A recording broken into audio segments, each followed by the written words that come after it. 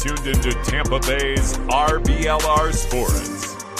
Hi, hello. How are you doing? My name is Liz. This is RBLR Sun FC, and we have 3 people today. We have returning James, and then first time on the show, JD. Hi, JD. Hello. You want to tell us a little bit about yourself and your soccer history? Sure. Yeah. Huge Sun fan. That's it. That's the whole thing. No, a little bit longer than that. Kind of barely, though. I got into soccer in adulthood, 2014 World Cup. Watched every game. Literally was like, oh, this is a sport that only has commercials when the game isn't going. Lock in. And I've been here ever since. But I, the whole time, have really been into my local teams. So obviously, growing up in Tampa Bay, the Rowdies were my first, like, in-person. 2015 was my first, or late 2014 was my first Rowdies game, right after the World Cup. Got super into it. And then I wanted to kind of expand outside of that. And I started watching the English Championship. I was like, Rowdies are second division here. I'll watch some second division in England. And I kind of latched on to Nottingham Forest. So they became my international team. So I just was like men's, domestic, international, one team each. And so Rowdies are my domestic, Forest are my international. And then I wanted to support women's football at all, also. And Forest luckily have a women's team already under the umbrella. So that was great. Got to start paying more attention and watching more of their games. But we didn't have professional women's soccer here in Tampa Bay yet. So just watching the NWSL loosely. And I really liked when Sky Blue rebranded, what Gotham looked like initially when they came out. And I'm just kind of like generally into a New York team. If we don't have a local, I'm definitely not going to support an Orlando team or an Atlanta team if we don't have a local. So I try to project myself far away. And then if we do have a local team eventually, then I can still kind of be a casual fan of a New York team or whoever. So yeah, I was into Gotham, and then the Sun got announced. I've been at almost every game. I linked up with Liz pretty early on when we were talking about supporters groups. Controversially, I think my wife came up with the name Heatwave, but we don't have to debate that right now. Yeah, so that's where we're at now. Almost every Sun home game, I'm there making noise. The community and the culture and the supporters culture is like my favorite part of being involved in soccer. And so that's like what keeps me there is I'm always going to be there, rain or shine, good games, bad games, me singing my heart out. My voice will always be gone Sunday. So that's how I do it, you know? Yeah. JD has been there since day one, honestly. And I think Tia did coin the name Heatwave. I think we have that somewhere in Discord chats. Yeah, if you check the timestamps, you know. Yeah. So, JD, thank you for joining us today. And James, thank you too. Yeah. I realized I should have started with like, how are you before I was like, tell me about yourself. But also, how are you? Well, I'm doing well. Happy to talk about the Sun. I missed last week because I had to do some last minute Christmas shopping. Thank you, super producer Eureka, for stepping in, but glad that I can come back. And we probably won't spend a whole lot of time this week specifically on how the last game went. We're going to do a little bit bigger picture. And I think that unfortunately, there is a lot to be encapsulated from that last game over the course of the bigger picture when we get into this last run of 6 months or so. Yeah. All right. Yeah, so we are gonna keep trying to do clippy things until we get copyrighted. I don't know. I have clipped all of our goals this year. Spoiler alert, is not a lot. And we're gonna review them. Talk about what's going right in there, what we're not doing in these last few games that have made us one goal in 3 games or something like that. It was bad. We were shut out for like 2 matches, right? The 2, and then we got 1 measly little goal in the last one. With how this season started, having only our longest shutout streak be 2 matches actually doesn't seem that bad, to be fair. It would only be a little bit nicer if it weren't 2 3-0 games in a row. Yeah, no, for sure. Yeah. It's been a rough year. All right. Let's talk about it. It has been a rough year. What has I don't know what's going on, honestly. When I was reviewing these goals, a lot of what I saw was that nice consistent just passing to keep the ball in motion, to just passing to whoever's actually available, not just who's closest. And I felt like we were doing a lot of that in the last match, where we were just kicking to kick to pass, and less it wasn't quite as intentional. I liked the idea of just watching the goals for like the sake of like, this is when your team is at its best, is when you score a goal, theoretically. And it definitely, like, watching just the goals, it gives you an understanding that, like, well, they're like professional athletes out there that definitely know how to play their sport. We absolutely have put together some great sequences. There's one in here that I was like jokingly, we looked like prime Barcelona, just like team play, movement, finding the open person every single time, and then a strong finish. Like, but that was like only one time the whole season that we looked like that. And I think in general, overall, like we just have just maybe left too much, like we just came off of last season so strong, and then we just like left it way too much up to like a core of players that, again, are professional athletes at their sport, but we weren't the standout by far best team last year. We had a great 2-3 month run to end the season, and that ended up with the championship. But like, we were definitely not playing everyone off the pitch last year, and then we got weaker in the offseason, like essentially losing some key pieces. So I think that, like, kind of now that we're at the end of the first half of the season, it's like that's the result of something like that, is that those key pieces, like, oh damn, that actually did make a difference, that we had a couple kind of proven goal scorers that can always be in the box when you need them to be, a few more options when we're going wide, not literally one, as we'll get into when we review all the goals. And it's like, I've had people say that, like, what's going on with the Sun? We've talked about it in the USL Discord, hashtag USL Discord. I own that. But I've had people ask, like, what's going on with the Sun? I'm like, you didn't watch a single Sun game last season other than maybe the 2 playoff games. Right.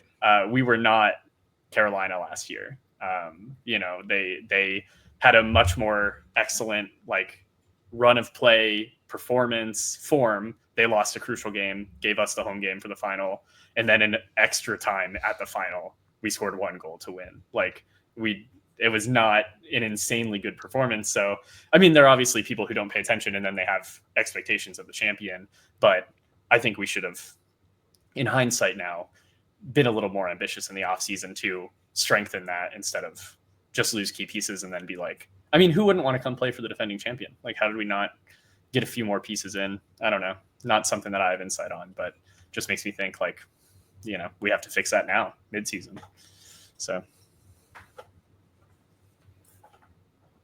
Yeah, one of the big ones obviously is Flu. She had that beautiful goal-scoring touch, but something I've noticed in the last few games, that only is just kind of becoming obvious to me now, is we're really missing Jade Moore.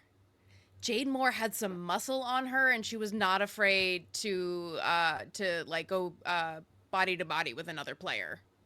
And I think we're really missing that, especially when we were having this last match against Jax, where we had Jordy filling in the back line, and then we had Provo kind of taking her spot, whereas she's just a little more defensive, where Jade Moore or Jordy are a lot more attacking. Yeah, I think that while we're on the subject of Jade Moore, we might as well point out as well that obviously she was probably, well, no, there's no probably. She was the most experienced player on the team, possibly the most experienced player across the entire league at that point. So it's entirely possible that she was a bit more of a glue piece than we realized at the time, and we're seeing the after effects of that now. I've spoken in a couple of episodes recently about how our attacking options are limited, and one of those is down to the lack of Flu that JD just brought up again here, because it's relatively in our faces right now, right? It can be a little too obvious at times that we are so limited in our ability to, let's say, just kick the ball over the opposition defense and chase it down. That's something that we could do a lot more readily last year. So But on the other side of things, there is possibly, we don't know all the dynamics of the locker room, obviously, and maybe we'll get more information in the future. But for the time being, all we can do is speculate that maybe there is a little less cohesion going on in the team. I would go so far as to say that seems to be the case on the field based on all the mistakes that we're seeing at times, but we'll have to see how that changes as other players come in, because that is also extremely likely to happen. Yeah. Another thing I wanted to touch on, I mean, with Jade Moore and just overall with the way the team is, and speaking of physicality, is our fouls, our discipline. Like, overall, we've always been a really physical team. But last year, we had the most fouls conceded in the league, but we made it work for us. We played physically. We put the other team on the back foot. We had a really strong home record. And I think those kinds of things, when you are winning games, is not a bad thing, certainly. I mean, you definitely don't want yellow and red cards. Unless it's the first one in the league, which then you celebrate. But we were physical last year, and it worked. And this year, we're fourth, I think, in fouls conceded overall. So top half of the league, small league, but still, we're conceding a lot of fouls still. But none of that physicality is working for us. It's probably working against us, breaking up our own flow, and things like that. So it's like you said, with having an experienced and physical player who can also encourage the team to be physical in a responsible way, in a way that stops goal scoring opportunities, in a defensive way, like things like that. It works for you a lot better. And now, actually, we're second in the league in fouls conceded. I just pulled up the stat. Now, none of that works for us. We're obviously dead last. So that's another huge point, is like, obviously more experienced players, more physical players. We're definitely missing something in that realm. Again, not 100% sure we can put it on one player or one coaching decision or anything like that. But it's just, we're still getting all those fouls and now losing all the games, not because of it, but in succession from it. So. Yeah, I said it in the last podcast, and it's still what I wanted for Christmas. All I want for Christmas is for the Sun to be meaner. Yep. And if we can get that, I think that'll help. I think maybe I didn't realize how much I liked it when other teams complained about how much we knocked down their players. Yeah. I miss that now. But also, if you're doing that and you're losing, is bitterness too. So you want to be the winning team that's being physical. I mean, again, we weren't dominating the league last year, but we definitely, in close games, got the other team frustrated, and that can absolutely work to your advantage. And I haven't seen head loss this year from the Sun. There's been a couple instances of individual players getting frustrated for sure. I haven't seen like full team head loss or anything like that. But you're giving up fouls, giving them opportunities, free kicks, things like that. It's just never like, we should almost be less physical if we're not going to play to win. Like, I mean, obviously they're playing to win, but if we're not winning, if the result isn't winning, then maybe we should give up less fouls and play cleaner, make sure we're connecting passes, things like that. So it's tough to say, but that's like something that really stood out to me, is like, we're still second in the league in fouls, but no result from it. No, what we got last year from it. So, yeah. Yeah. Yeah. It's annoying, especially when it's all right there. It's like, it's all right in front of you. Just make the goal. Do the nice because JD was saying it earlier. There's one goal, and it might be the same one that you might have were talking about. There's one where I just stopped and I went, "Damn, that's a nice freaking goal." Yeah, great ball movement. Yeah, and I was we'll get into that, obviously. Yeah, but that's the frustrating thing, is when the pretty soccer is pretty soccering, it's so good. Yeah. But when it's not, it is so off. Yeah, there is no middle ground whatsoever. On one play this year, it's been good. Yeah. And we just have to hold on to that. All right. So we have like a whopping 13 goals to go through. Starting with our first match of the season was against Brooklyn.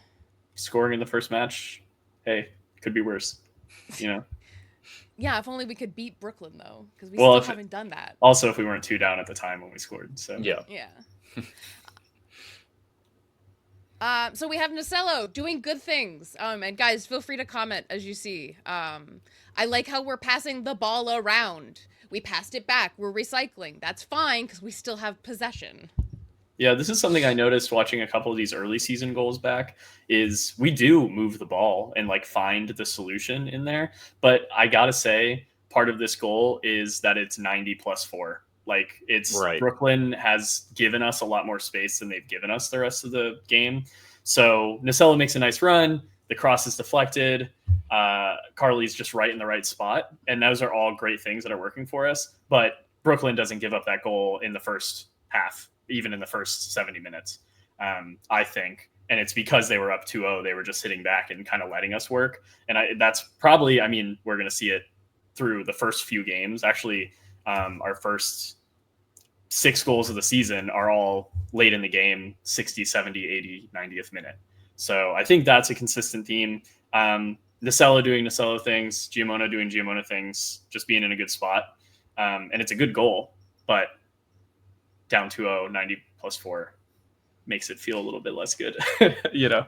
Yeah, it feels more like a tired Brooklyn. Yeah.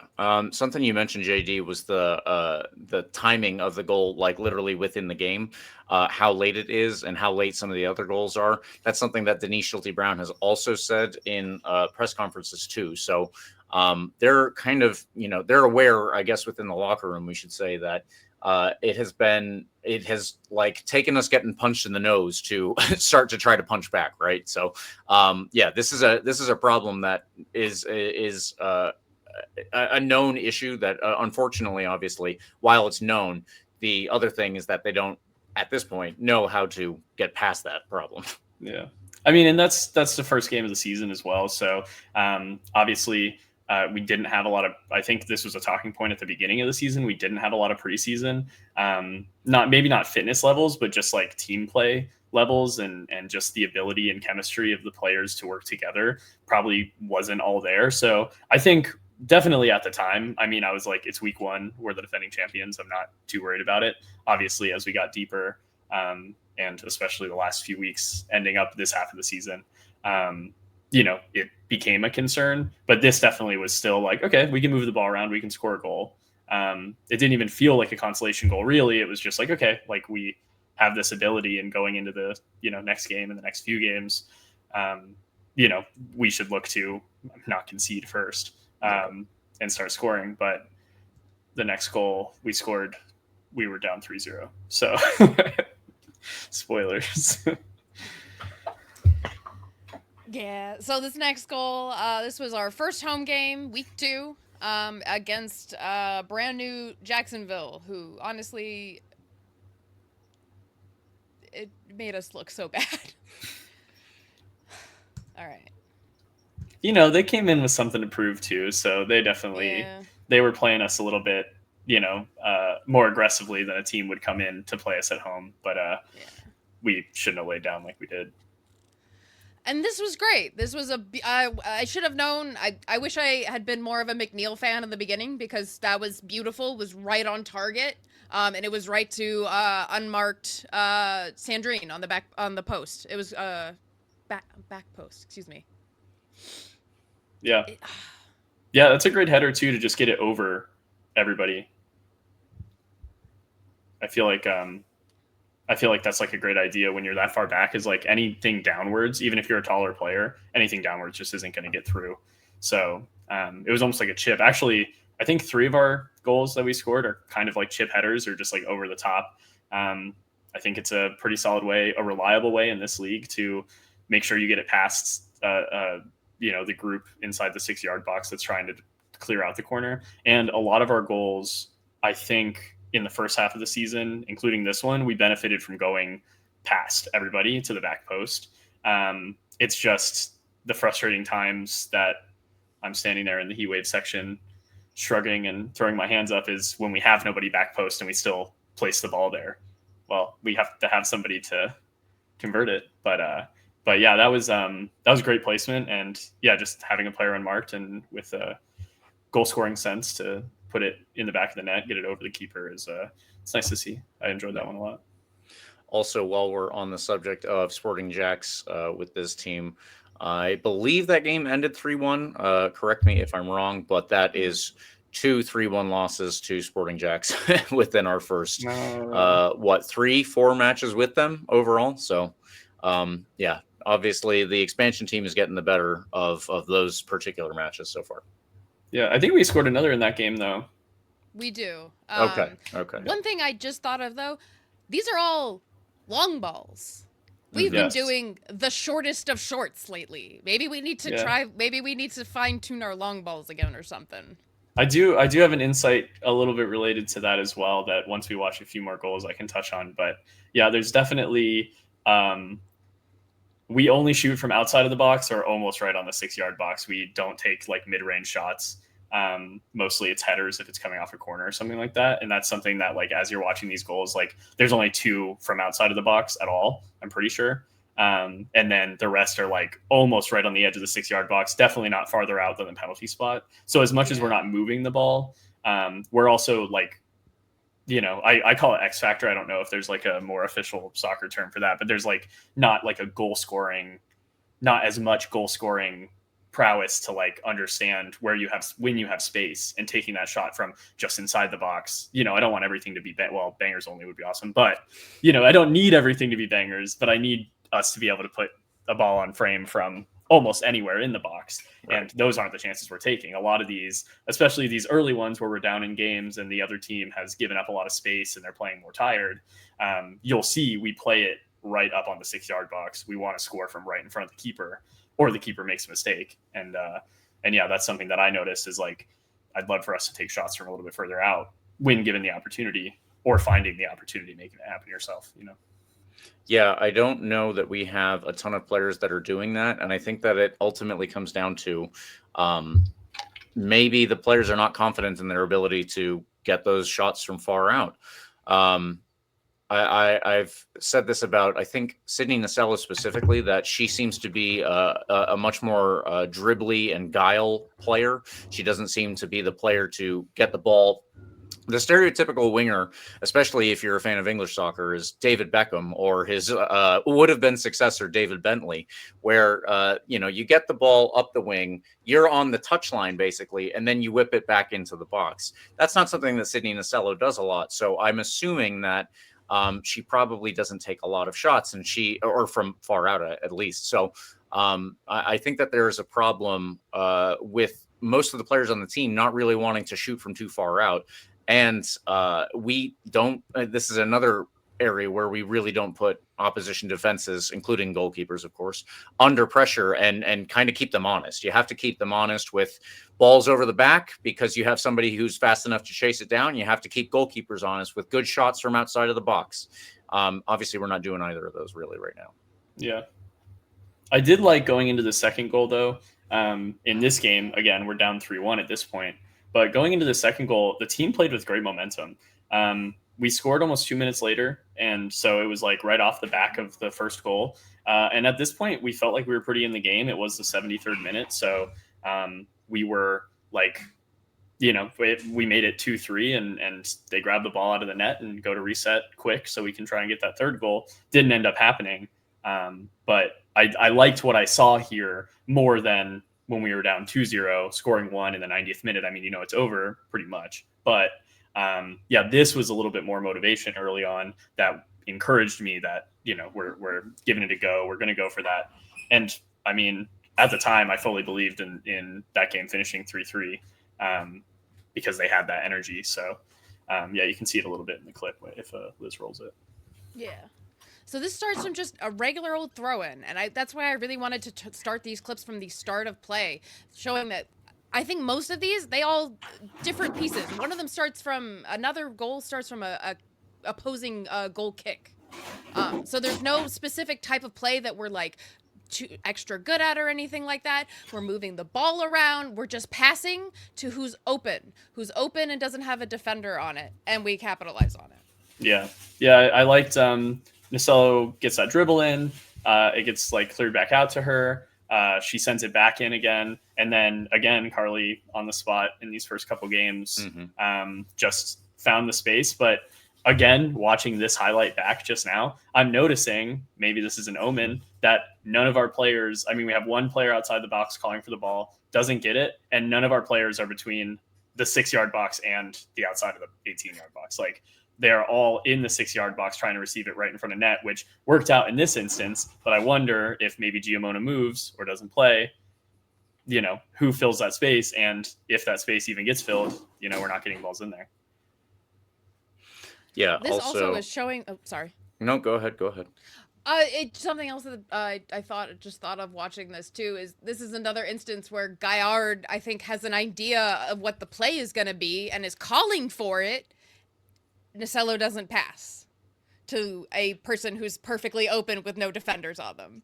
That was something that I think we saw in the very last match of the season. That she ends up like whiffing the ball because she doesn't pass to, it was like 1, 2, 3, 4, like 4 people around her were all available. So that feels like foreshadowing. Yeah. A good goal.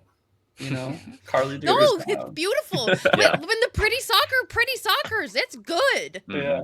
And that one I think is less of Jacksonville giving up space than like we definitely pressured them in that instance, especially that we just got a goal, and we were pushing for 2, and then after that pushing for tying the game. I think we worked ourselves into a much better situation there. And that's like a promising show of, what we can do. We can move the ball. We can create a situation where we have a goal scoring opportunity. But in the second half of, the very end of 2025, we didn't seem to do that, and I'd love to see pieces come in that can, Yeah. Yeah. So next goal we're staying consistent, guys. We're scoring every week at least at this point. Week 3, we are playing I believe it's away at Carolina.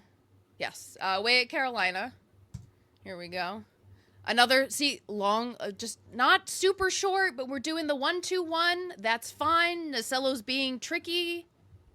But is great back heel to someone who's completely unmarked. I love it.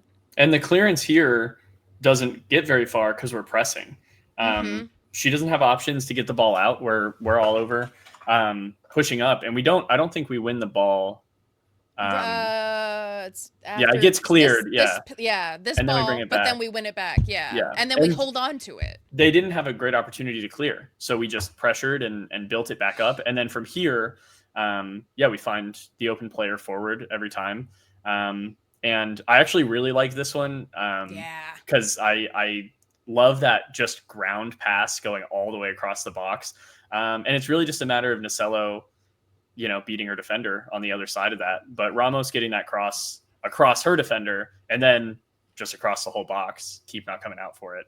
And then I also like seeing Nasello like bang that home, just putting all the power, no doubt it's going in the back of the net.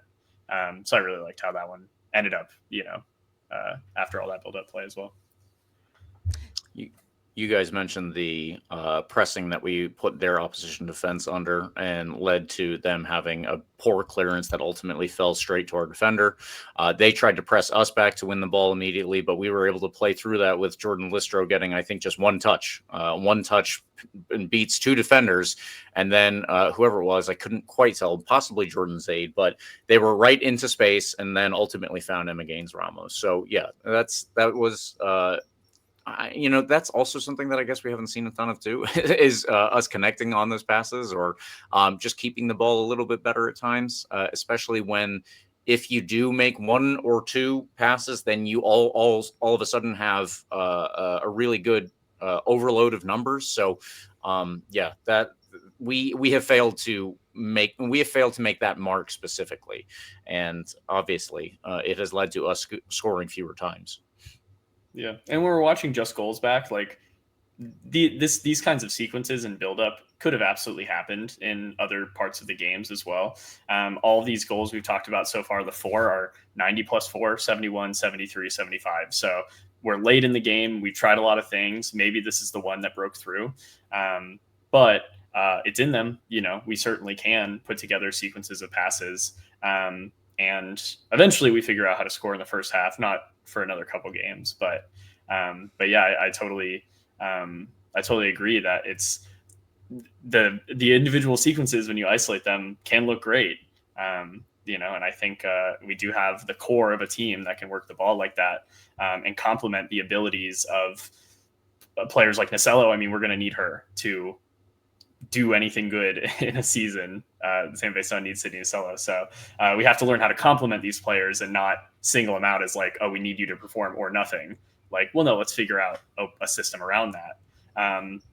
Yeah. And I liked Ramos being not a winger, really. I mean, she picked up the ball because we won it back. But I liked that idea where we had that overload and there's like 3 players on that side. The defenders don't know exactly where the ball is going to go. And she took that opportunity to send it all the way across the box. And any one of our players, if they just got the afterburner on and beat their defender, could have tapped it in, and it ended up being Nasello on the other end. So, yeah, that one I liked a lot too. I like Emma Games Ramos in that position, so that worked out. Yeah, somebody who can get the ball fully in and across. That's always good. We need to have the dribbly and the guile, and we also need to have the just hoof it into the box. Yeah, I like that we're trying it at least. I feel like we've done recently are just short passes. At least we're trying something different in this one too, and it does pay off. Yeah.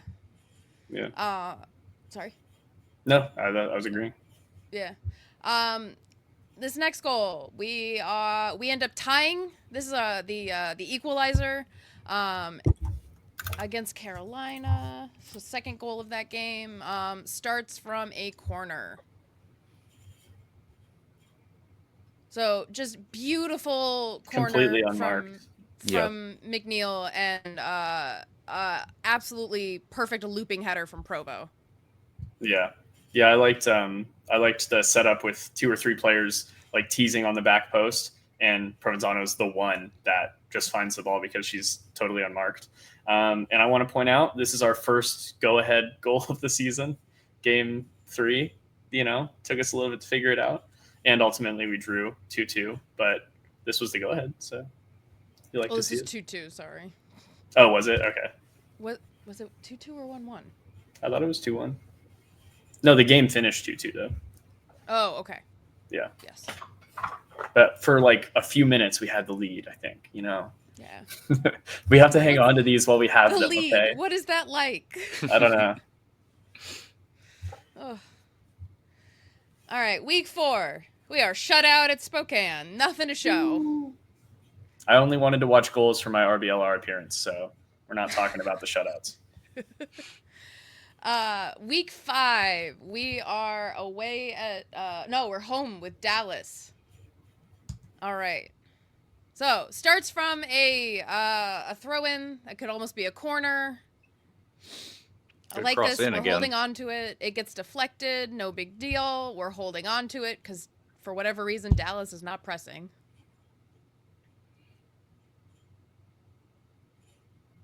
Nasello's being tricky, but it's not losing us the ball, and she does pass to Giamona, wide open. Great. That's the difference in this highlight. I noted that Giamona Nasello link up has happened. This is the 3rd time this season now, and that is the first one where Nasello passed backwards. Essentially, she's totally blocked in front of the goal. Has 2. I mean, she's already like dribbled past one. Has another secondary coming up. They're double teaming her, blocking her path forward.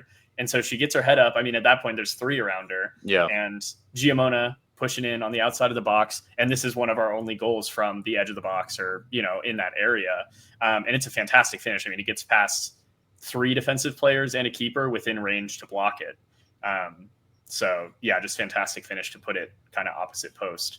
But I liked that, like, highlighting the difference with that goal is like Nasello actually went backwards. She chose somebody almost like McNeil wanted in that previous one, chose somebody on the outside of the box, almost in the D, and let her take the shot. They all do warm-ups. They all take shots from outside the box constantly, surely in practice. So give them a chance, That one was a little bit like the first goal against Carolina that we just reviewed, where, like you said, it comes from a throw-in and good cross into the box, in my opinion, although it was cleared, similar to the Carolina one.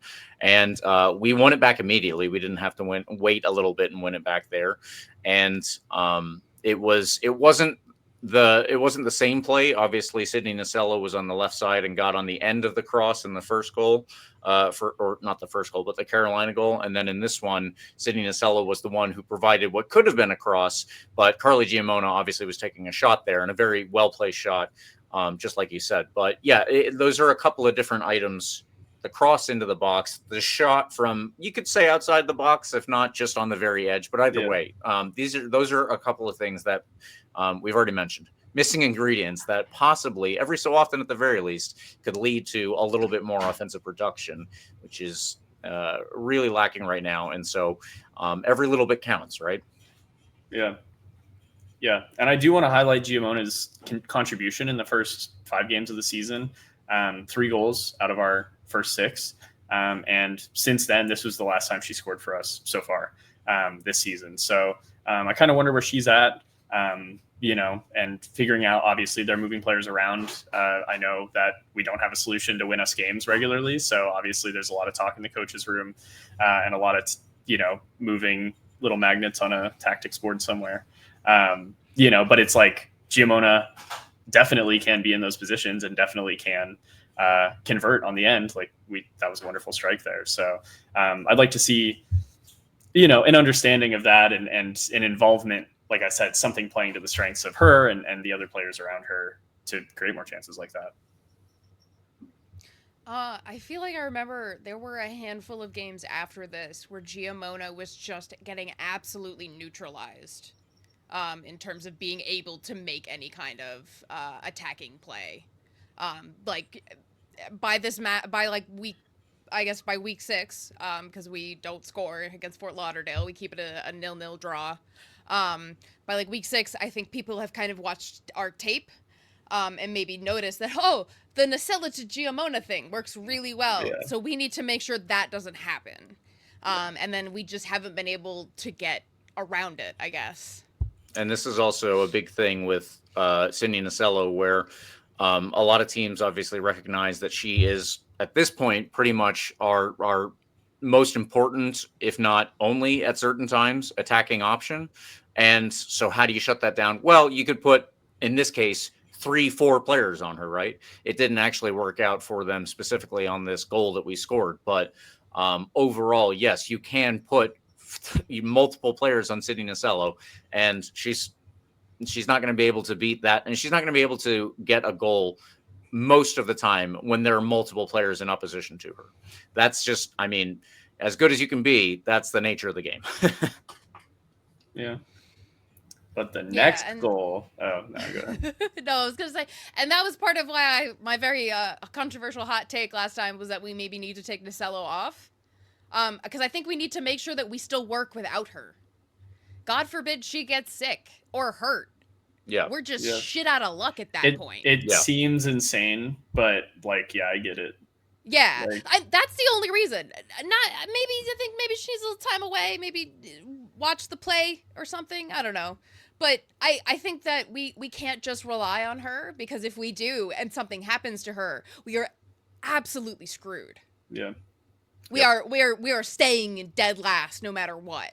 Yeah. And if we already are with her playing fairly well, at least in attacking capacities, then you have to change something. It's not her fault. She wouldn't be benched for her own play, but for the good of the team, sometimes something has to change, even temporarily, just to make something click.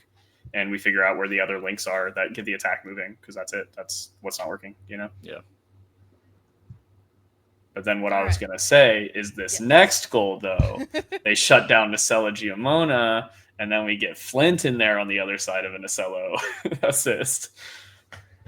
Another long pass, by the way. And look at the time on this one. It's our first half goal of the season. Week 8, baby. Let's go. I would like to compliment Liz. Keeper kick.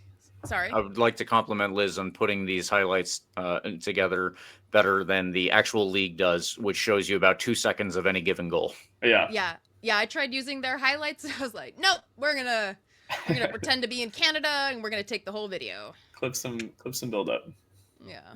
Because I'd like to see how the play starts. And like I said, there's no one play that we happened to score off of. This started from Brooklyn's keeper goal kick. Mm-hmm. Yeah. That they sent all the way back into our half, and then we recycled it back to theirs. And we're doing great. We're passing to who's open, not who's close. Look at this beautiful long ball. Yeah. I haven't seen a long ball in ages. Yeah. And then, I noted 3 players touch the ball inside the box. Obviously, Nacella does a little bit of her magic there, just stepping around to get it over for the assist. But obviously, that doesn't get set up without, getting it to the open player, getting it into the box. That was one of the ones where, we looked great as a team overall. And then also we played to Nacella's strength. We let her dribble past 2, but that was already when we had enough options in the box that pretty much many of the places she could put it, somebody was going to get on the end of it. Happened to be Flint in this one with a solid finish for us to get it done, See, and it was such a nice pass. It's like right on target for her too, for her to just volley it. Oh, a couple of nice passes in the build-up there, and Yeah. Also a couple of passes that I think that we started to connect on less and less as the season went by, which is obviously usually the opposite of the way that it goes. Yeah. It seems that was beautiful. That was just chef's kiss. That was I think we might have one more like team play one, but that one definitely stood out to me as like, we're definitely moving the ball as a team. They didn't really have a lot of options to get in, other than when Nacella got like triple teamed and she got around him. So, that just worked out well. And then that's the situation where you want your star player to have a star player moment. We shouldn't need her to dribble past 3 to give us any opportunity at all. Exactly. But in a situation where the team has already done all the buildup, and like I said, we have enough options in the box for her to have a couple options to get to after she does a dribble. They worked out really great there. Mm-hmm. All right, so we do get a second goal. And this just starts from a Brooklyn kick. We're doing,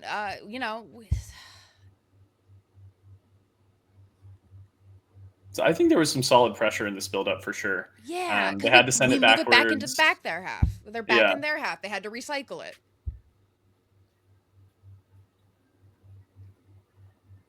See, and that where Provo just was is where I think Jordy might have done better. Yeah, we were lucky to have Nacella's pace there to retrieve the ball when Provenzano pushes her off of it. But yeah. Definitely not something that's happening super frequently in our like deep midfield. Also, while we're on the top, or I guess the overall discussion here, one thing that stands out to me in this one is something that we have seen very little of, I would say, from the Sun overall, is how quickly we were about to give up a goal and then turned it around and obviously scored the goal ourselves. So you pointed out Nacella won it back with her pace, and then it went up to Jordan Zaid, who carried it into the Brooklyn half, and her long ball set up Tankersley perfectly. So that's an example of a goal I think that we have not seen all too frequently, even within the few goals that we have so far gone over from this first half of the season. Can one of you soccer enjoyers and knowers explain to me why Zaid doesn't get an assist on that one? Because Tankersley was credited with the goal, but there was no assist on it. But it was just a volley off the pass. I don't know if that was something that the actual league did, but I will point out when we've been keeping track of the Sun stats, I do remember every so often I have to go back and watch the highlights just to make sure that there wasn't an assist that was missed. And I throw that on our list anyway. Heard. Yeah, I feel like that. Just because it was a volley, it's like, Tank scores it, but the ball was there because, Zaid puts it there. So, yeah. Cool. And I remember seeing a pass that wasn't quite as accurate, where it was right in her run of play too. I feel like we haven't been nailing those as much. We haven't been anticipating where the person we're passing to is going to be. We're just passing directly to them, even though that may not be the most advantageous play for them. That was great. It was right in her run of play. She was able to just boop right over the keeper. Yeah. It was beautiful. All right, week 9. We are away at Jacksonville for this one. This one's crazy. Yeah.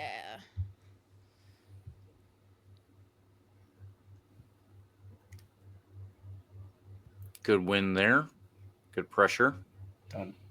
And obviously Ha-ha! beating the keeper from way out. Yeah. I mean, that's just heads up. Like, that's what a good Yeah. attacking player is on the lookout for regularly, is the keeper off the line. And watching it back, I mean, no disrespect, I think Keep could have got to it. It kind of fumbles between her hands more than she just couldn't get there at all. But we take those. So I'm not worried about it. And this does counter what I've said about Sydney Nacella so far, that she doesn't have usually a lot of long shots, a lot of bigger crosses in her wheelhouse. I mean, it is there. It just might not be something that we always see. And every so often she will uncork one and put it in from, I don't know, 30, 40 yards out, maybe. Yeah. I mean, I feel like a mentality thing as well is you're so used to being defended against. You're so used to you're so used to needing to use your dribble skills. That sounded insane, but that's her like bread and butter. That's her meat and potatoes. She is a great dribbling player and a great assist player. She plays for those normally. So it's probably just like, a mentality thing that you aren't looking at goal if you're her all the time, because you're not often in situations where you're in the middle of the field with the goal in front of you without 3 defenders, So obviously she took that opportunity. That was in the 18th minute of the game as well. So it's pretty early on. Maybe a full defensive structure hasn't been like fully rattled out yet. We hadn't maybe pressured too much at that point. So she just had that opportunity and took it, which is great. Like I said, great heads up play. But yeah, I feel like she isn't often looking at goal explicitly saying, I want the ball to come off my foot and be in the back of the net. Mm-hmm. She's looking around at her options for passing or for dribbling to get around them. And then if she dribbles past, maybe she'll put her head up and check for goal. But I feel like that might be just kind of baked into her since she's been here, is how she has to play, because she's the league MVP and everyone knows, she's our most productive attacking player. So. Yeah, I think I was commenting on this on the last game too. It feels like she has blinders on now, or tunnel vision, or something. She's just down at feet at ball, or maybe to the left, if we're lucky. She doesn't have her head on a swivel. She should be looking everywhere. I wonder if that also informs how she.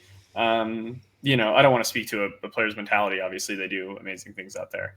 But I wonder if that informs a little bit of how she interprets how others can perform if she passes them the ball. Like maybe she's not often looking outside of the box or at the top of the box for players to try and shoot, because she doesn't often think of shooting from there herself. And obviously she's a team player. She's obviously played, professional soccer and college soccer here. And, she has a lot of experience with different types of players, but when you're stuck in a rut with this team, you've trained with this team, these are the players you're always with.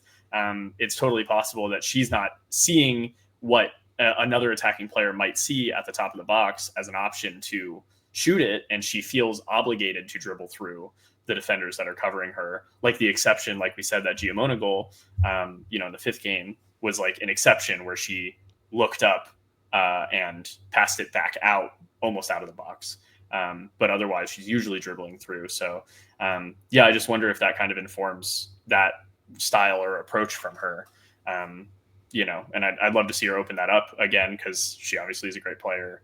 And I don't think she is limited to one thing. I think she has the ability to do more. I'm not asking her to do more. I'm just asking her to have more options in her head, when she is in those situations. Mm-hmm. Yeah. All right. We draw 0-0 against. Oh wait, no. Yes. We didn't include that one. I'm sorry. We didn't have no. a week 10. Oh, we didn't play in week 10. No. That's what it was. We drew 0-0 against a bye week. Yeah. Next goal is at Spokane. Early goal, 20th minute. That's nice. So and these, a quick one. in my notes, these were the glory days. You know, that Nacello goal against Jacksonville, 18th minute. It was the first goal of the game. We went up in the lead. And this next one, Viv, 20th minute, first goal of the game to take the lead. This is vintage Sun FC. This is what we're here for. Best part of the season, these two games, just off of that alone, that we scored early in the game and took the lead at any point. Yeah. All right. Beautiful corner. Headed right in. Done. Middle of the box. Not too much else. Nice and clean. I love it. I mean, I think like the biggest thing to note here is the opposing keeper just missing. Like I think it's an attempt at a punch and just doesn't get to it. And so, yeah, Viv gets on it, and that's it. Every soccer player loves to receive the ball right there with their head equipped and send it in. At this point, too, I think that's I think Hope Heisey is still the best keeper, has like the most saves, shutouts of the whole league. She's trying to aura farm with that one arm up. You're not doing anything with that. You got to get two arms up, or you got to play the net. You can't one arm punch away when you got like four players crashing you like that. Come on. But anyways, that was our first win of the season. That was our first winning goal of the season, and spoilers, only winning goal of the season so far. Unfortunately. Yep. But kudos, Viv Bissett, great corner from McNeil. We're out here doing the thing exactly once so far. We did the thing. Yeah. All right. Next one is at home versus Lexington, or is this away? I have Sun first, so home. So this is the one where we draw the league leaders 1-1. What is this team? I don't understand. The golden days. And this is also the longest sequence I have here. So we must have done a lot of passing in this one. Yeah, and I want to contextualize. This almost starts right off the kickoff. They scored it at like the 12th minute. Yes, that's right. This is from the kickoff, right? Yeah. And this is a great response. I mean, we're moving the ball quickly. We want a goal immediately. And presumably, I mean, I definitely see the team do huddles after an opposing goal. And I'm sure in the huddle, it was just like, let's get out there and let's just push them and be right in their faces. And that's kind of what we do. We just move the ball constantly. We want the ball in the final third. And then once we get it into the final third, we want it in the back of the net. And I feel like that urgency has just been missing from a lot of other sequences, but it was really nice to see it on display here, where it's just like, they just scored and let's just score right back. And it almost like watching this, well, we know a goal is at the end of it, but it just feels inevitable because of the energy the team is playing with here. Going for that 50-50 ball. Oh, yeah. Yeah. See, that's the Jordy tackles I'm talking about that Provo just doesn't quite have yet. It's just absolutely body checking them. I love it. And here we go. We recycled it, but that's okay because we still have possession. We're not making little short passes to whoever's available. Oh, that was not great, but we got it back. But we haven't made too many short passes to whoever's available just to pass it. And We're what's doing notable it with intention. Yeah. What's notable here is that Nacello makes that run that she always makes, and then it gets cleared out again, but it's Pluck who gets it. So the defense is like still reorganizing when Pluck makes the run. And then just a clean, again, kind of on the far end of the 6-yard box, just finding the open player, and a little scrappy header bottom corner, but it's hard to get to, and ball goes in. Yeah. Very good. To reiterate what was already said, there was definitely a lot more pace throughout this whole play. There was just a little bit more urgency. And usually we've seen urgency lead to mistakes here. And ultimately, I don't think Lexington had that many touches within this whole sequence that we've described so far. So it wasn't enough. Obviously, we did give the ball away the one time, but won it right back. So it was good to see that we were able to play at speed and maintain adequate control of everything. Yeah. The good days. Take me back. Yeah, like all the passing was intentional and everyone was on the same page. That's the kind of play you see out of a team that's like down in like the 80th minute at home. Like that's like the 85th minute surge that you like feel when the home team is pushing, usually for a winning goal or a tying goal. And like the fact that we brought that out in the 13th, 14th minute of the game in response to a goal. I mean, you're going to concede goals in games. That's just the nature of it. You cannot have a perfect defensive record.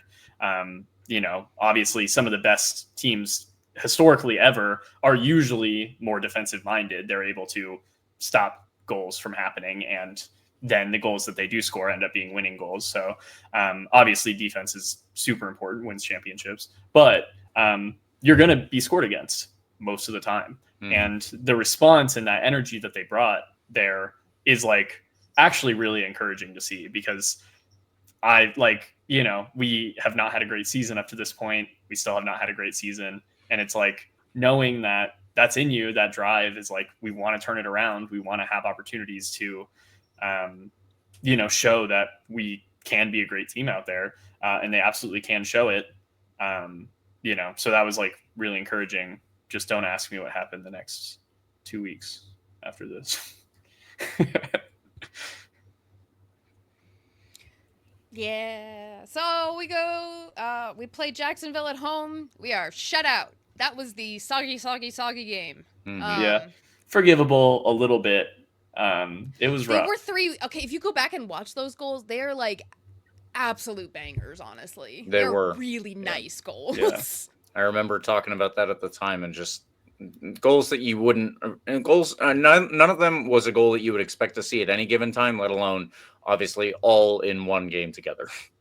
Yeah. In the pouring rain. Yeah. Yeah. However, we do get shut out at Brooklyn the week after that, which sucks. Yeah. That, I think, I don't watch goals against. Not a big fan of those. I'm a fair weather fan in that I go to every game, but I only watch when we're good. You know what I'm saying? I think Brooklyn, just as like the whole season recap that we're doing, that game I think is like my least favorite. Saw nothing I enjoyed. Didn't even want to sing that much, but I still did the whole time, but I didn't want to that much. You know what I'm saying? Like, it just wasn't encouraging at all. Being so close to where we are now and the end of this first part of the season before the break, it sucks. But at the same time, after that Jacksonville game, so close to the end. And at this point also, I almost said Patty Marston's. Maddie came in. Well, Maddie was officially signed by this point before Lexington. I think she was signed before the Lexington game. She was, yes. And we already had another signing that could have been with the team. We don't know, or at least that she had, maybe the players knew she was coming in.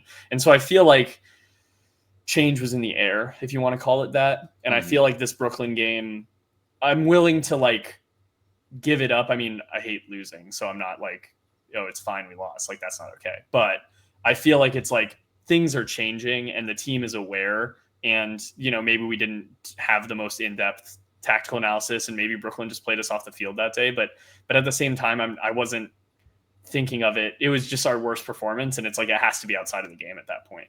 I don't know if there's players leaving. I mean, I like all of our players, regardless of how good they play, because they play for us. But I don't know if there's anything in the back of players' minds about changes and things like that. But like a performance like that, so close to right before the break, and our last home game before the break, really makes me feel like conversations are being had off the field, and players maybe weren't fully there, which bums me out. But at the same time, it's not like early on in the season, like none of the games early on in the season, we got smashed that bad. I think in like a clear weather, perfect conditions, we were all healthy. I mean, we've had injury. We haven't even really talked about it in the season recap, but we've definitely had some injury problems in the second half of this part of the season. So it's just a concern. And in this one, it's not as bad. So I hate to see it, but I don't know. It feels like something's going on. Yeah. Yeah, I'm definitely sitting, waiting with bated breath to see if we sign anyone else, if anyone leaves. Obviously, I feel the same. I don't want anyone to leave. I love them all. They're all my favorite. But something's got to give. And granted, the one goal we do get in Jacksonville is a direct result of a new signing, Jordan Fusco, and it was absolutely beautiful. Let's watch it now.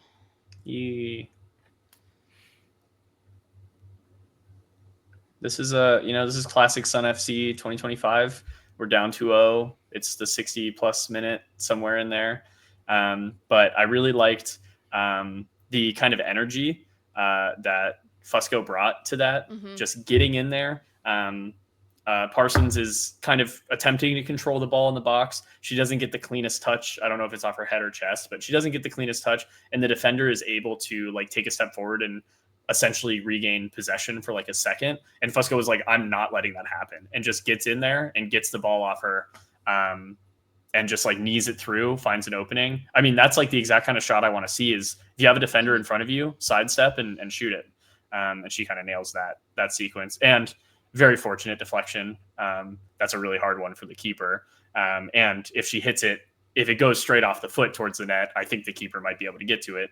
But that's why you take shots. So if they do deflect, make it hard for the keeper. So yeah, I did really like that one. And I liked, this is where I mentioned like X factor kind of individual play is like, she came in, she's been training with an NWSL team this whole year, essentially, playing not as much, but there in a high quality, training with high quality coaching and playing against great players, even in training against her teammates. And she comes in and she's just like, I'm going to show that I belong in this league or, deserve to be a starter in this league or deserve to score goals in this league. And I think she brought like an individual motivation to it that, I'm not going to say is lacking from any of our players. I hate to criticize drive in a player because I don't know. I have no idea what's going on in personal lives or anything like that. So that's not ever something I'm going to say, but it's clearly a little bit different that she's so new. This is her first appearance. And, if you want to call it a step down or a lateral step, bench riding NWSL to coming and possibly starting in the Super League. She definitely wants to play for the opportunity to start. And in that play, I just see that in her. I see that energy and that aggression and that desire to put the ball in the back of the net. And maybe some of that experience will kind of spread in the locker room, hopefully. And the idea that no matter what's between you and the goal, you can make it happen.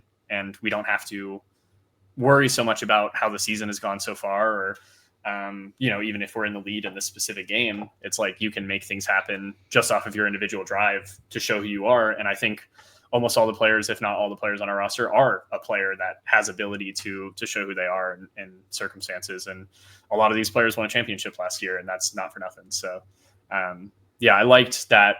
It was like, I kind of liked that it was two new signings, not to like show our players that they're getting replaced, but just to show that like, look, these players are on the same roster you are of a similar quality and you have that ability. So I hope, I put in my notes promising.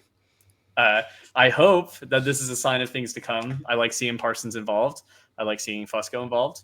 I like the idea of our already skilled players assisting and being assisted by those two players as well. I don't know of anyone else coming in. So if no other changes happen, these are two players that I've seen good stuff from so far. So I like the idea of that. And even though this was another loss at the end of the, at the end of this half of the season, I definitely feel, again, changes in the air. Good things might come. A break might be helpful. I mean, they're exhausted too. I'm exhausted from going to games. I can only imagine how they feel. So, I think that I'm encouraged for this new, second half of the season.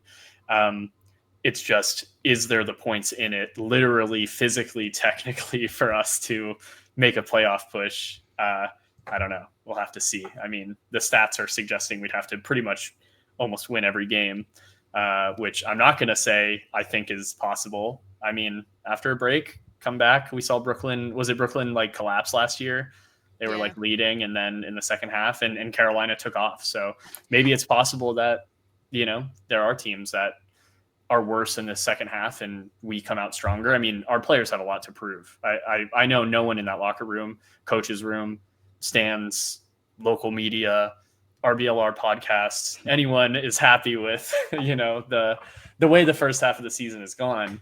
And the players are going to know that. And even for themselves, they want to prove that they're better. So yeah, this was a little bit of, I hope we can look back when you guys have me back on at the end of your recap, to watch all the goals of the second half. I hope that we can point at as a turning point and be like, hey, getting those two players involved, having a little bit more X factor, having a little bit more energy, ideas flowing in the team. That was a point where then our players that are already here, maybe a couple new additions come in key places, and then something starts kicking off. Or maybe this is all copium, maybe I'm delusional. It remains to be seen.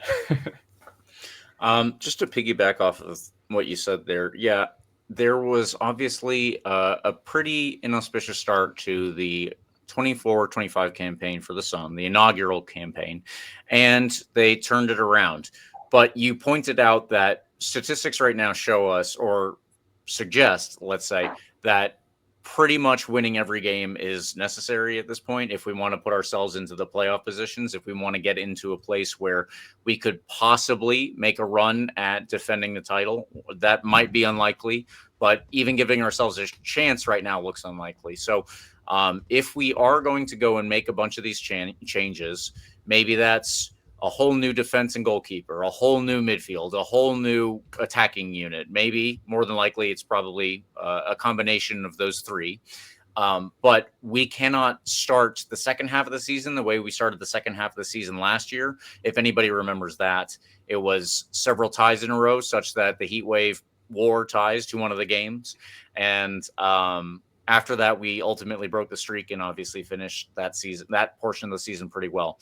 We need to play well throughout the whole second half of the season. So if that's not the case, then I agree that something is up. I said this earlier, and we're not sure at this point what, I suppose, but change of some level is needed, and it needs to also be implemented successfully very quickly. Yeah. Well, I also want to just touch on one of the things you mentioned there is if a wholesale change of a position needs to happen, so be it. But also the players we have on this roster could absolutely change just their approach to it if one piece is brought in their, in their group.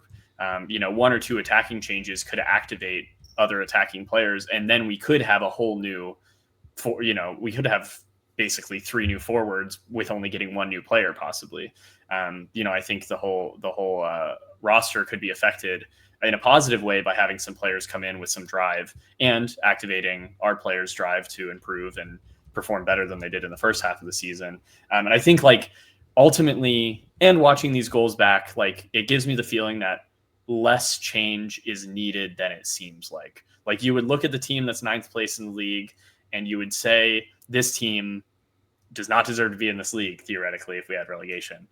This team is bottom of the barrel, and they, are played off the pitch every game. And that's not necessarily true. We absolutely have been played off the pitch a couple times in this first half of the season. Mm-hmm. But just watching these goals back, obviously they're the highlights. Obviously they're when we're at our best, and that's not all the time or even most of the time right now. But there's a team in there for sure. And I think it's more a matter of finding and connecting the right pieces together. And I think we've tried almost every combination in the roster we currently have. So I think what I am implying is that there are new pieces that will need to be added. But I think a few new pieces being added and the right combination with our existing pieces would be the key, as opposed to overhauling any of, the positions on the field, because, consistency, even if it's with a roster that hasn't been successful, we still need to build on something. We don't want to come into the second half of the season. I mean, obviously you weren't saying a whole new roster, but we don't want to come into the second half of the season with defenders that can't communicate with the midfielders because they haven't, we only do have a month off. So exactly, we do have to add pieces in. And that's why I can't, my copium activating again. That's why I can't be like, oh, we're definitely going to push for playoffs in the second half of this season. But not finishing last would be pretty cool at this point. Or actually, I'll raise that, not finishing what would have been last year. So 7th or above, that works for me. That would be okay, but we're in a place where playoffs, because if other teams falter, all the data projections, super producer Eureka was giving me a little bit of a lowdown before the show. Those data projections are based on current performance of the teams as well. And there absolutely could be, for multiple reasons, changes like we just discussed with Brooklyn last year, why some of those teams might not be as good in the second half of the season, or teams towards the bottom could upset more teams at the top. And then that points needed to reach the playoffs could be lower than what we think it might be now, because the teams that are playing well now could be in a different position. So again, I'm like in forever optimistic, unfortunately. So I will always believe that we can maybe do it somehow. But also I don't think it's, like I said, as far away as it maybe seems, because we've scored goals, we've looked good on occasion. Actually, I can just roll that right into like a kind of takeaway from this whole project overall and watching all the goals back, is 13 goals in 14 games is the worst in the league, but it's only 2 goals scored less than Dallas, and they're in third. So it's not really the amount of goals as much as when you score them and what you do with them. Dallas has conceded only, I think, 3 more than we have, or 3 less than we have as well. So like our goal differential to Dallas, again in third, is very similar, but they've had, where we would have had a 1-1 or 2-2 draw, they had a 1-0 win. They have 6 wins on the season while we have 1. So that's really what it was, is they didn't draw as much as we have. Mm-hmm. But like the goals are very similar. So like if we get a team that even production wise is similar to this first half of the season, 13 goals in 14 games, you can get more points out of that if they're in the right circumstances, and you concede a little bit less. I mean, we obviously know our defense needs tightening up, but yeah, I think conceding in key situations is much worse than our actual goal scoring production. Nacelle is an excellent player. She's had 4 or 5 players get on the end of her assists this first half of the season. And then we have a few other players, McNeil, Pluck, in there that have consistently been on the score sheet too, when they're not injured, unfortunately.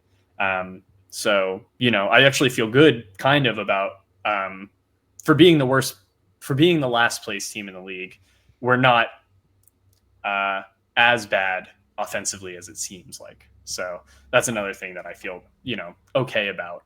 Obviously we're still last in offensive production as well, but that comes with being the worst, and maybe you got to hit rock bottom to bounce back. So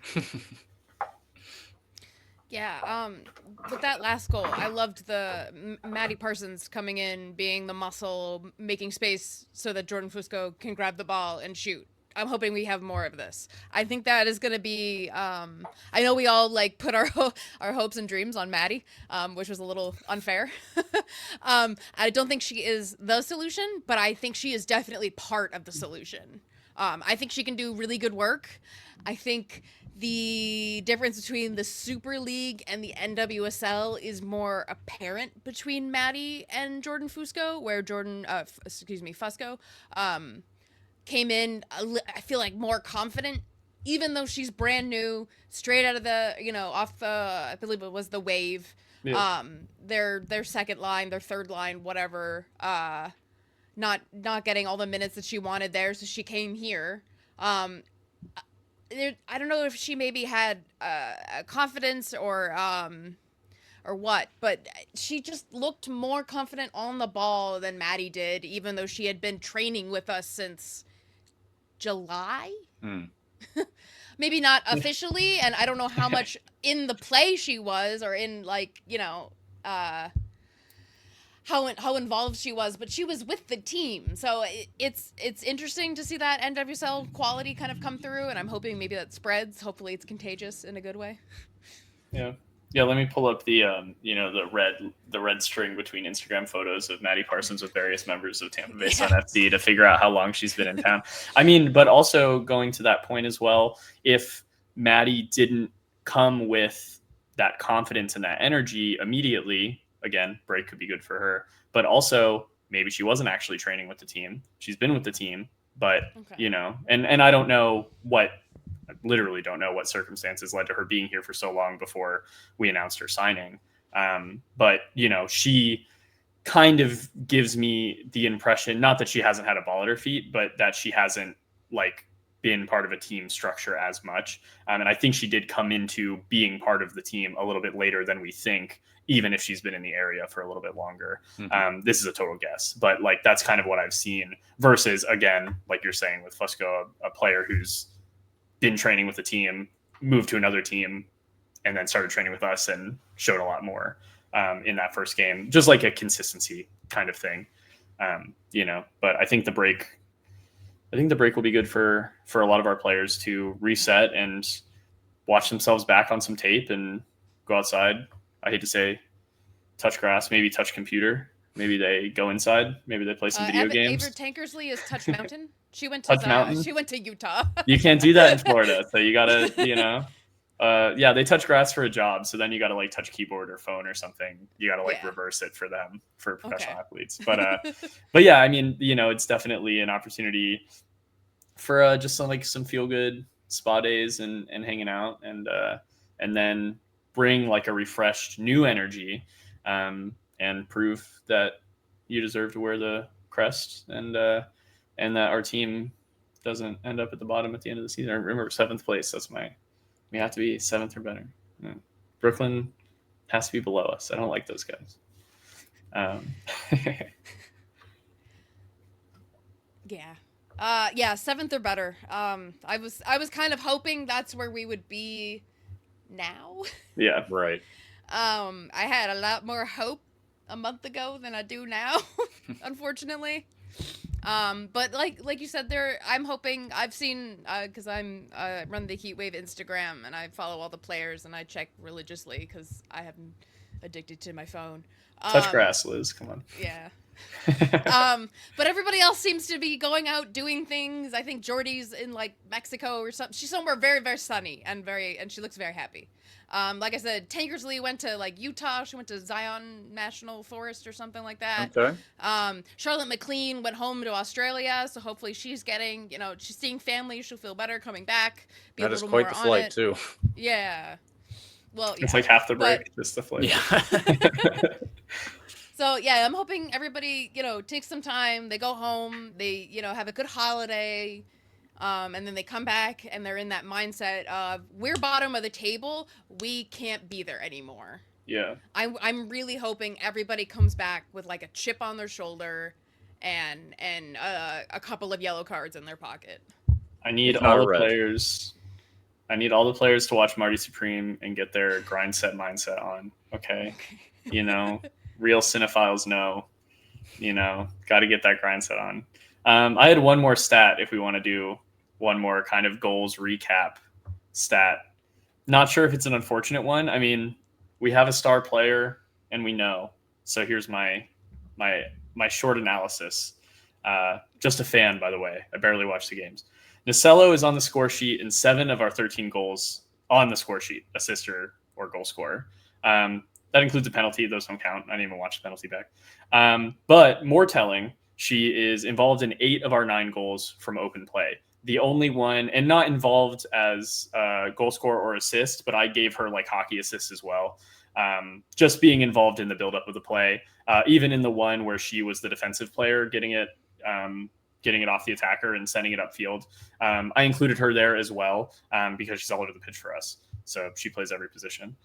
The only goal that she was not at all involved in, and if you watch it back, she's standing at the edge of the box, just kind of like vibing, was the very last goal of the season when Parsons kind of assisted and Fusco sent it home. So that, like I said, is encouraging if there's some fresh blood that can be involved in goals from open play. We seem to have actually, I think like percentage wise, we scored 2 from corners. And I think what the corner percentage is like 3 to 6% normally, that corners lead to goals. I feel like we're probably not too far off that. I think our corner routines have been okay. The short corners are kind of annoying, but when we do cross it into the box, we have converted those on occasion. So it's really like the open play goals that I was like, okay, where is improvement here? And obviously Nasello contributing to all of them, like Liz said earlier in the show. If she's sick, if she's out, any kind of injury, any kind of frustration that she has, which we know she can have a bit of, a flair sometimes of being frustrated, especially towards the end of games. Anything like that hinders her ability to dribble and get past a few players and open up an opportunity. We just need more options from open play. To me, 8 out of 9 goals from open play, her having to touch the ball within 2 players of it going in the back of the net. Again, not concerning. You have a star player. We have a star player. We have a league MVP. So that's what her job is. And she's definitely performing on that metric. But it would be nice if she was involved in 8 of 15 goals from open play, or, just we had more options available. Or even if she got on the end of it more, if we pulled some defenders off by using Nasello as the target for a cross every once in a while. Her being on the wing is obviously like her most effective position. But, we were talking earlier about a game where we have her sit out so the rest of the team can figure it out. Maybe just having her a little bit out of position, not playing that winger role explicitly. I don't think she would be fantastic at like hold up play or like 9 position, but just crashing the box and being available, because defenders will definitely have one eye on her. And that could open up opportunities. So I think there's like options within the roster and like we've talked about possibly bringing people in, but like I definitely want by the end of this second half of the season, well, for us to score any goals would be fantastic. But out of those, less of the percentage just fully relying on Sydney Nasello. She does a pretty great job offensively. I would love her to score the same amount or even more, but I want the rest of the team to outwork her and score even more than that. So I think this one small trick will fix your whole soccer team, Nice. figure out goals outside of Sydney Nasello. And I, full credit to her. So I don't want to take anything away from her. She's doing her job. So. Well, I think we could go on and on and on about what we're doing wrong and what we'd like to see. And we're at an hour 20. So, by the way, if you're listening and you've made it to an hour 20 and you haven't hit like or subscribe, what are you doing? Hit the like and subscribe button. It's down below. Leave us a comment. Tell us how much you like JD, because he's so good at talking. And make sure you're watching us on YouTube. It's at RBLR Sports on YouTube, at RBLR Sun FC everywhere else. But if you watch on the YouTube, you can actually see the clips and stuff that we reviewed. So that's pretty cool. Yeah. Hopefully Before we get taken down for copyright, and then we become lost media, which is also fun in its own way, Trying to silence us. We have to upload it, and then you have to torrent the podcast. Yeah.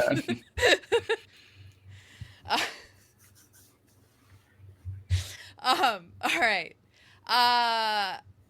Any final thoughts, guys? I like Tampa Bay Sun FC. I want to watch them play more soccer. And remember, like I said, fair weather fan, I only watch when we're good. So hopefully we're good enough for me to turn back around in the stands. Again, I'm at every game, but I'm just, I won't watch if we're bad. Yeah. So, Keep that in mind, son. Yeah. Yeah. If you want me to look, I'll still be screaming and yelling and cheering. But if you want me to watch, you got to play good. So that's important to know. Any players watching, if you've made it this far of us criticizing you, like Liz said, we love all of you equally. But I would just love to start watching games again, and it's been rough. Yeah. James, anything?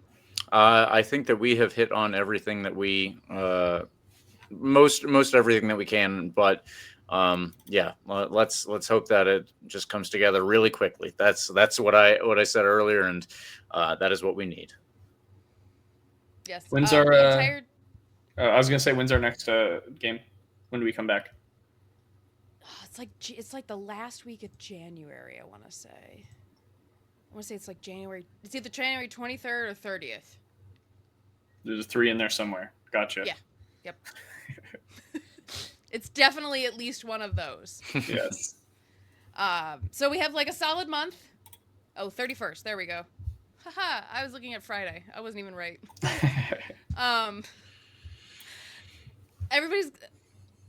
The entire team's New Year resolution: be meaner. Yeah. More yellows. Thank you. Yeah. And that being said, Happy New Year to everyone, and I hope you have a wonderful and safe holiday. Please be careful. And I want to say that about wraps it up. And if I could find the names, yay! Put the names back on. Mom Make says sure I'm you check ultra. us out on all of the places at RBLR Sun FC on all of the other places, and at RBLR Sports on the YouTubes. And then I have to hit buttons. Yeah. There we go. I know what buttons are. Yay! All right. Thank you so much, and we will see Thank you later. for tuning into this presentation by RBLR Sports. On your way out of the stadium, please remember to like and subscribe.